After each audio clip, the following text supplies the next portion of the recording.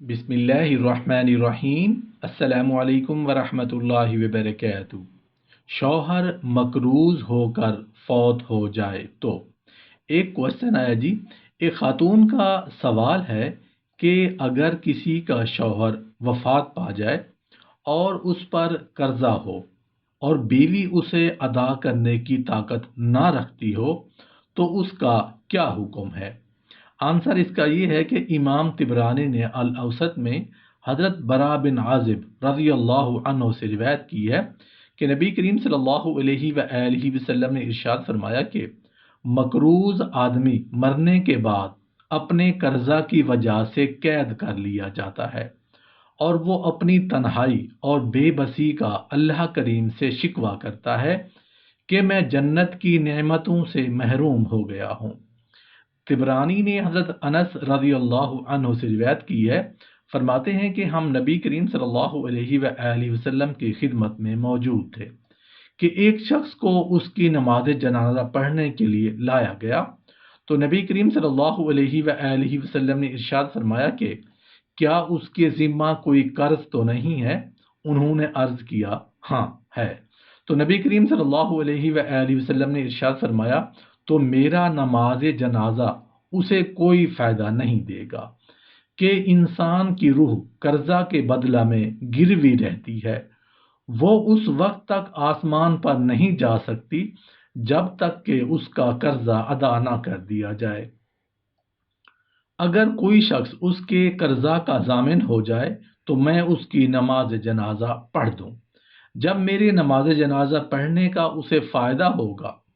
Tirmidhi और इब्ने माजा और अल बहकी ने हज़रत अबू हुरैरा रज़ी अल्लाह अन्हु से रिवायत की है कि नबी करीम सल्लल्लाहु अलैहि वसल्लम ने इरशाद फरमाया कि मोमिन की रूह कर्जा की बिना पर अपने अच्छे मकाम पर पहुंचने से रोक दी जाती है जब तक कि उसका कर्जा अदा नहीं कर दिया जाता।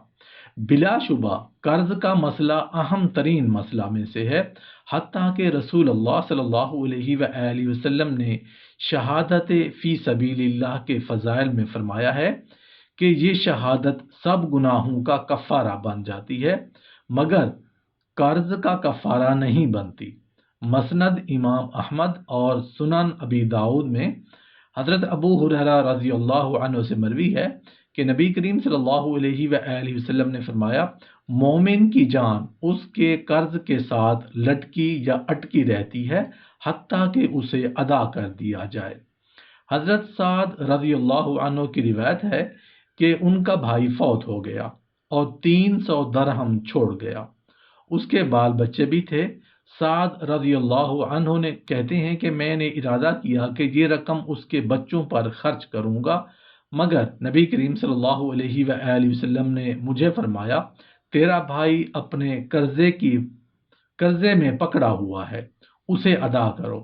कहते हैं कि मैंने उसका कर्ज अदा कर दिया और आकर रसूल अल्लाह सल्लल्लाहु अलैहि वसल्लम को बता दिया कि सब कर्जा अदा कर दिया है सिवाय 2 दिनारों के जिनकी एक औरत मुद्दाई है और उसके पास कोई गवाह नहीं। तो आप सल्लल्लाहु अलैहि वसल्लम ने फरमाया कि उसे दे दो कि वो सच्ची है। इस हदीस के बारे में अहले इल्म कहते हैं कि या तो नबी सल्लल्लाहु अलैहि वसल्लम को उस कर्जे के बारे में इत्तला थी या आपको बजरिया वही खबर कर दी गई थी कि वो औरत सच्ची है। मगर फ़िक़ही तौर पर बाकायदा ये है कि हर वो शख्स जो किसी मैयत पर कर्जे का मुद्दाई हो और गवाह पेश ना कर सके तो उसके लिए कुछ नहीं है। हज़रत समरा बिन जुंदुब रज़ी अल्लाह अन्हा से रिवायत है कि नबी करीम सल्लल्लाहु अलैहि वसल्लम ने नमाज जनाजा पढ़ाया और एक रिवायत में है कि आपने सुबह की नमाज पढ़ाई।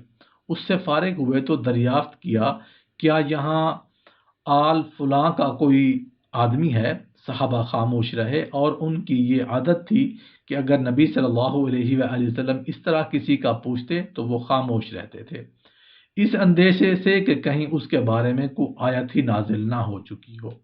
हत्ता कि आप 3 बार दोहराते हुए तीसरी बार में एक आदमी ने कहा मैं हाजिर हूँ ऐ अल्लाह के रसूल। वो आदमी पीछे से अपनी चादर संभालते हुए खड़ा हुआ। آپ صلی اللہ علیہ وآلہ وسلم نے پوچھا کیا بات تھی کہ پہلی 2 بار تو نے جواب نہیں دیا؟